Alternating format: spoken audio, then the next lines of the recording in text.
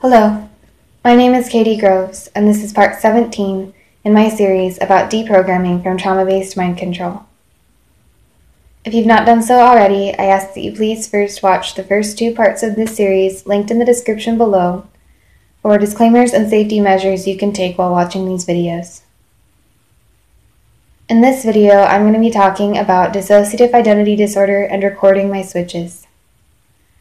This naturally follows from my last video about mapping my alters, my systems, and is about how I learned to take a video camera and record myself switching between alters so that I could get a better knowledge of my system and so that I could really accept that I have dissociative identity disorder.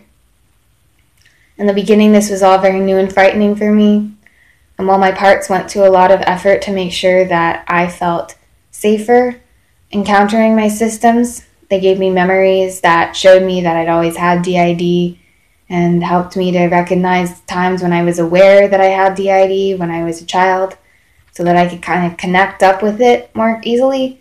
I still found it very jarring that I was having blackouts, and the idea that I had parts of myself that I didn't know about really frightened me.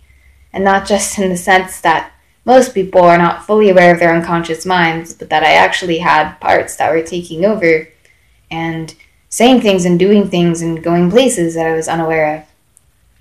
So I found it really helpful to take a camera and record myself switching and then watch the video back over and see what I looked like in different alter states. Now, it wasn't natural switching that occurred in the sense that I wasn't just switching as I would if I was not recording myself. When I did this, I had parts of me in very controlled ways within my system purposefully coming forward to introduce themselves to me using the camera as a tool.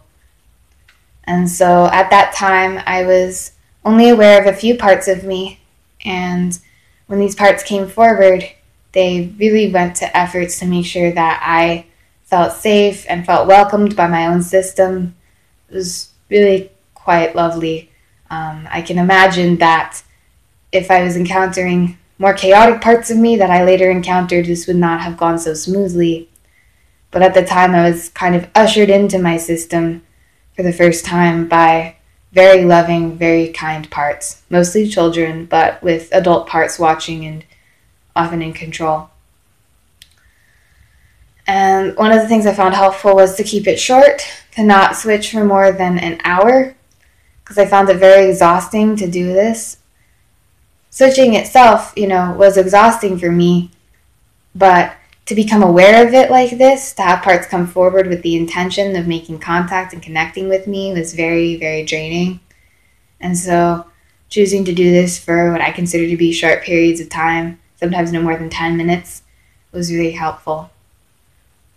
One of the things that I did, which, while I'm not recommending any of this to anyone because I give no advice whatsoever, I'm not a professional, I'm just speaking from my experience, I especially want to say that I'm not recommending this to anyone.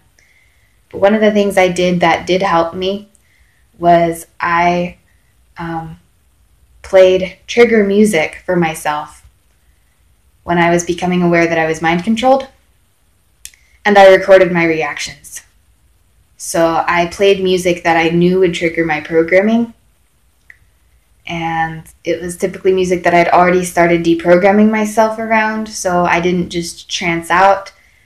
I actually started reacting and switching and having flashbacks and becoming activated, and I had parts of the time that prevented me from actually hurting myself or from going out and making contact with the cult, from following the programs that were activated when I did this.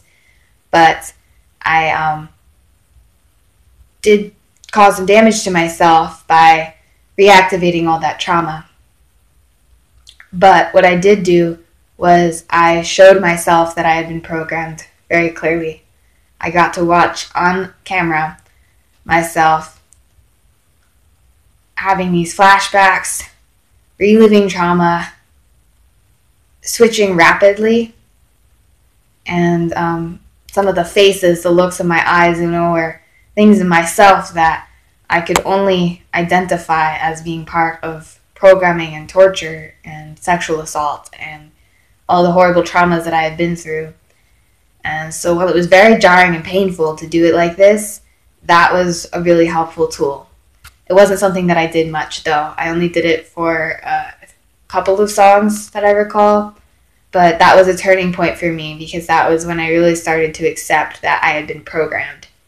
That I wasn't just DID, but that music had been used to control me mentally, and that worse traumas than I even knew existed in my life had happened. So that's all I have to say for now about this. This is a shorter video. Again, I hope this is helpful to people.